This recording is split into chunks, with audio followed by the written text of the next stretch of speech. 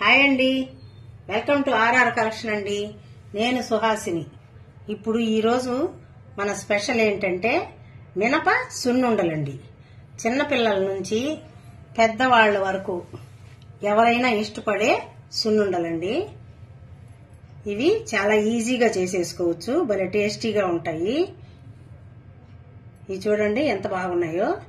వీటికి ఇప్పుడు కావలసినవి చూపిస్తాను. ఒక గ్లాసు తలకొట్టి మినపప్పు తీసుకున్నానండి. 4 స్పూన్లు కట్ చేసిన జీడిపప్పు ముక్కలు తీసుకున్నాను. 4 స్పూన్లు తెల్ల నువ్వులు తీసుకున్నాను.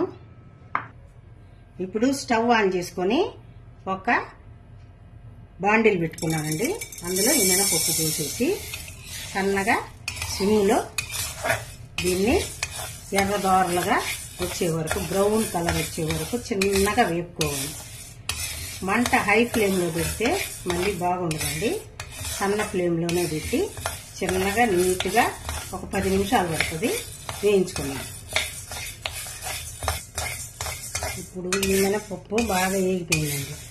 బాగా మంచి వాసన వస్తుందండి వేగిపోయిందంటే. సన్నగా సిమ్లో పెట్టే చేసుకోవాలి.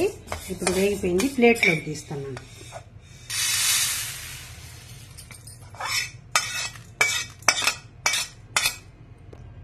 ఇప్పుడు ఇందులో నువ్వులు వేసేసుకొని నువ్వులు కూడా వేయించుకుందాం.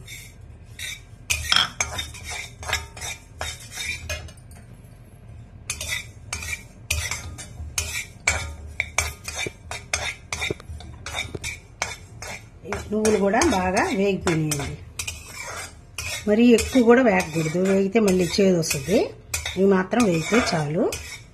తీసేద్దాం. ఇవి ఒక బౌల్లోకి పోసేసుకోండి. బౌల్లోకి తీసేసుకున్నాము. ఇప్పుడు 2 స్పూన్లు నెయ్యి వేసుకొని ఈ జీడిపప్పు కూడా వేసి బ్రౌన్ కలర్ వచ్చే వరకు వేపుకోవాలండి.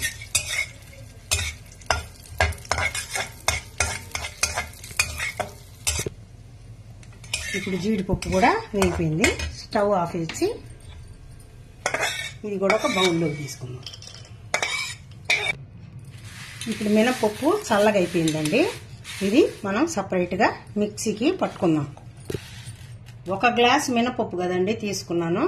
3/4 గ్లాసు చక్కెర తీసుకున్నాను. మీకు స్వీట్ ఎక్కువ కావాలంటే 1కి 1 అయినా తీసుకోండి. నేను 1కి 3/4 తీసుకున్నాను. ఇప్పుడు ఈ 2 సపరేట్గా మిక్సీకి వేసుకుంటాను.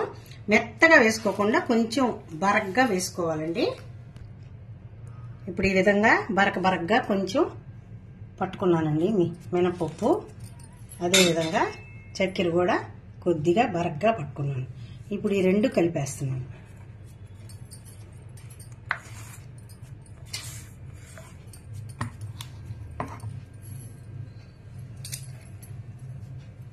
ఇప్పుడు ఈ 2 కలిపేసి నువ్వులు,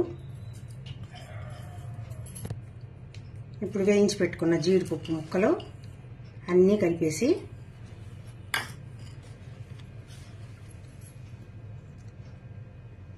నెయ్యి తీసుకున్నాం కదండి మనం. ఈ నెయ్యి చుట్టూతా పోసేసి అన్నీ కలిపేసుకొని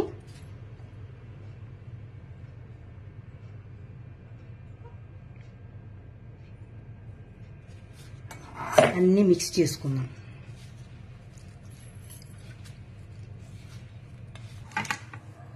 ఈ విధంగా మనం మనకు కావాల్సిన సైజులో రౌండ్లుగా లడ్డూలు పట్టుకున్నట్టు పట్టుకొని పెట్టుకోవటమేనండి.